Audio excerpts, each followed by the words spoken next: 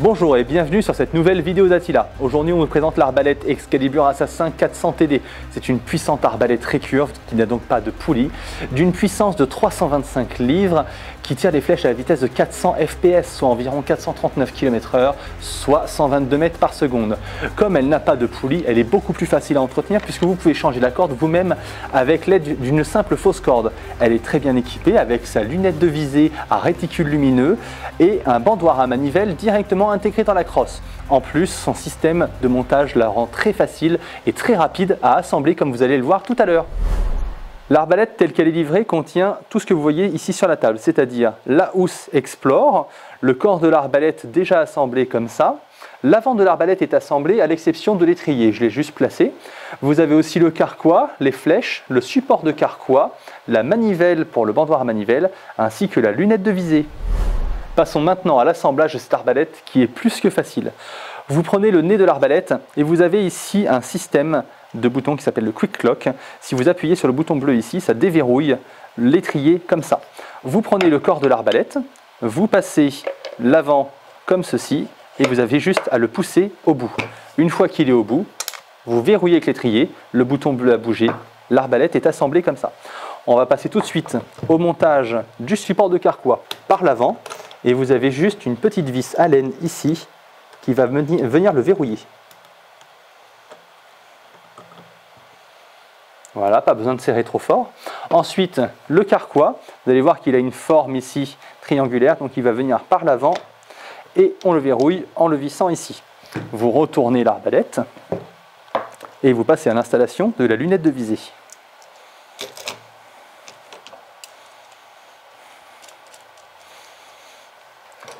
La poignée ici vient se mettre sur le côté.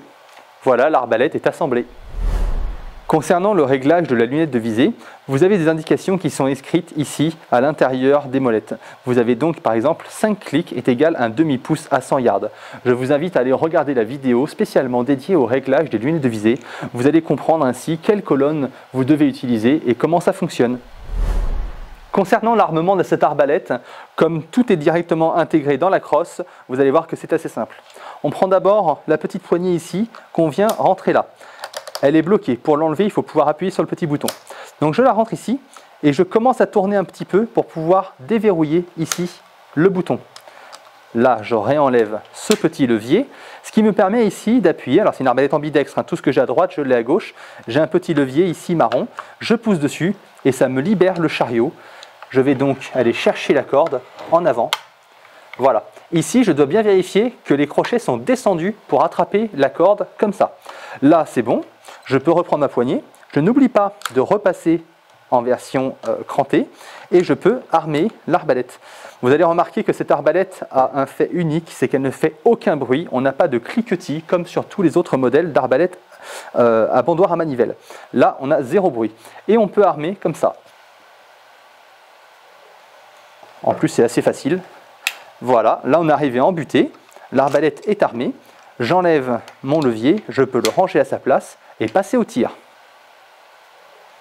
Vous prenez une flèche. À noter que sur les flèches Excalibur, ce sont des flèches à talon plat. Il n'y a pas d'encoche. Vous n'avez donc pas de plume à mettre plus spécifiquement dans le rail l'une ou l'autre. Et si on a un talon plat, c'est parce qu'on peut tout simplement utiliser un extracteur de flèches qui va venir se visser à l'arrière de la flèche pour pouvoir les extraire. Voilà, j'ai rentré ma flèche, je l'ai bien poussée jusqu'au bout. Il faut faire attention parce que sur les arbalètes Excalibur, la sécurité, c'est vous qui devez la mettre. Une fois que vous avez armé l'arbalète, vous devriez penser à mettre la sécurité, c'est-à-dire que vous voyez le vert apparaître. Comme ça, vous êtes tranquille. Une fois que vous êtes en position de tir, vous enlevez la sécurité et vous tirez.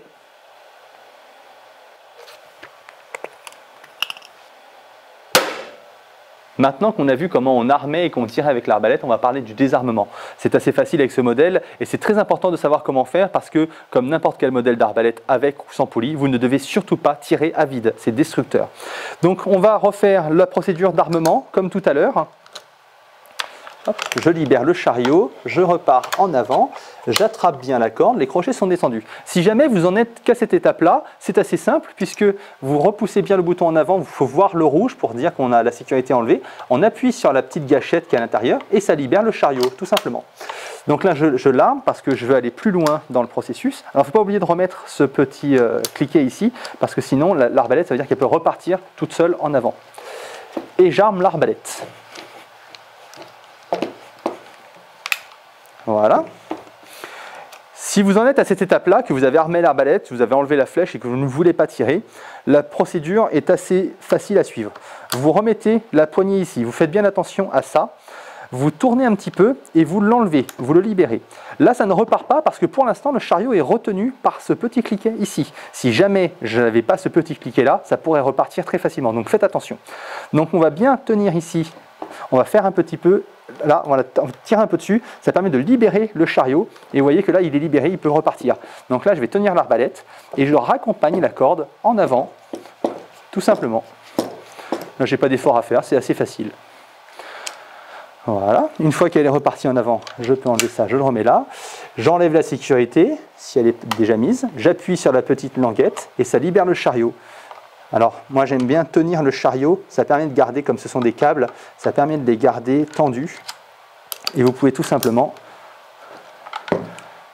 voilà, ramener comme ça avec la manivelle le chariot en arrière. Et voilà, elle est revenue en position. Maintenant, vous savez désarmer votre arbalète.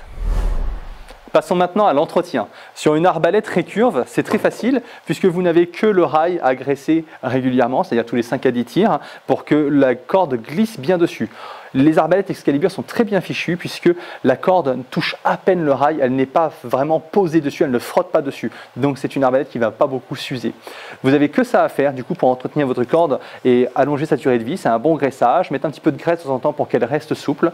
Pour le changement de corde, vous pouvez le faire vous-même. Il suffit de vous équiper de la fausse corde Excalibur qui va venir en fait, ce sont des anneaux en plastique qui viennent se mettre de chaque côté ici sur les branches et vous allez armer cette fausse corde comme si c'était la vraie corde. Ça va donc comprimer les branches et vous pourrez démonter tout simplement votre corde et la remplacer.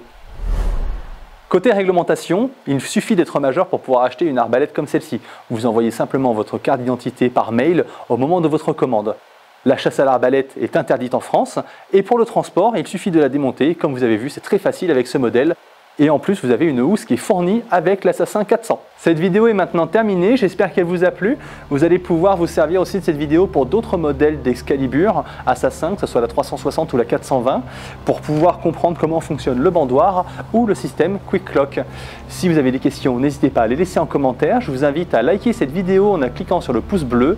Vous pouvez aussi vous abonner à la chaîne et si jamais vous avez la moindre question, n'hésitez pas à nous envoyer un mail ou nous contacter sur attila.com. Merci et à bientôt.